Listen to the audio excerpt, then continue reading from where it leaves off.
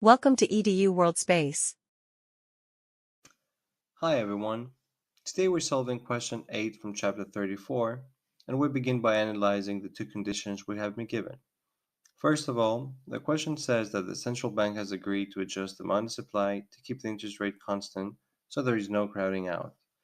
To better understand what this means, I have drawn here on the left a simple supply and demand graph for the money market. On the x-axis we have quantity of money M. On the y-axis we have the interest rate R. The money supply curve will be vertical since it's fixed by the central bank exogenously, and the intersection of that with the downward sloping money demand curve yields the equilibrium interest rate R0. So what's special about this economy is that no matter where the money demand curve shifts at, the money supply curve will shift accordingly in order to keep this equilibrium interest rate at R0. And this is actually very important because no movement in the interest rate implies no crowding out effect. And this in turn means that the only effect of government spending will be through the multiplier effect. So that's actually good news, right? Number two, we're also being given that the price level is completely fixed in the short run. This means that any movement in the aggregate demand curve does not affect prices, but only output. And this, in turn, means that we're dealing with a flat, short-run aggregate supply curve. This is also good news because it simplifies our analysis significantly. All right, now moving on to the main part of the exercise. To visualize what's going on in this economy, let's draw a simple aggregate demand, aggregate supply graph. On the x-axis, we have the quantity of output Y. On the y-axis, we have the price level P. As we explained, the short-run aggregate supply curve will be horizontal. As always, the long-run aggregate supply curve will be vertical because it depends on the factors of production, labor, capital, land, resources, technology, and productivity, and it does not depend on short-run fluctuations.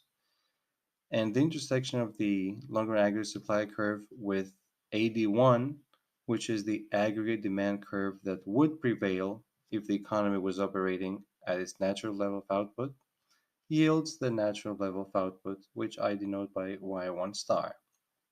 However, now we are in a recession, so the actual aggregate demand curve prevailing is AD0, and of course, the actual output is Y0, and therefore the difference between the two, between y0 and y1, is the recessionary gap, and is equal to 400 billion.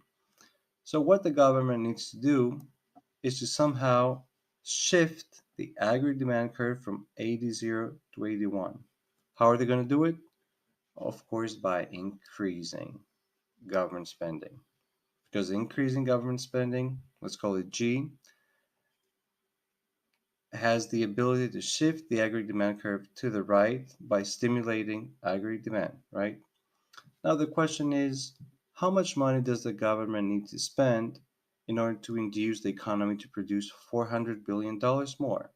Well, someone would be tempted to say that they need to spend 400 billion.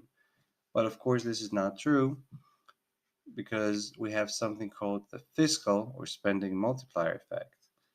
This effect determines the extent to which fiscal policy, through government spending in our case, shifts the aggregate demand curve and impacts output. The multiplier effect arises because increasing aggregate income stimulates additional spending by consumers.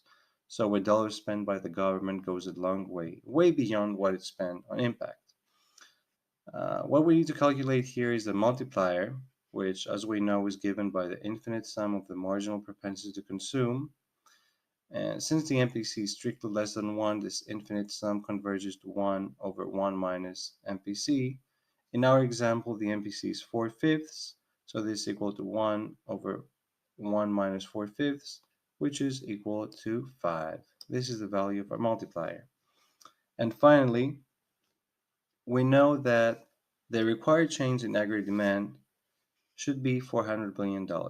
And this in turn is equal to G, which is our unknown variable, government spending, times the multiplier. So if we substitute in the value of the multiplier, which is 5, we have a simple equation, one unknown. G times 5 equals 400. We solve for G. G is equal to 400 divided by 5, which is $80 billion. And this is our final answer.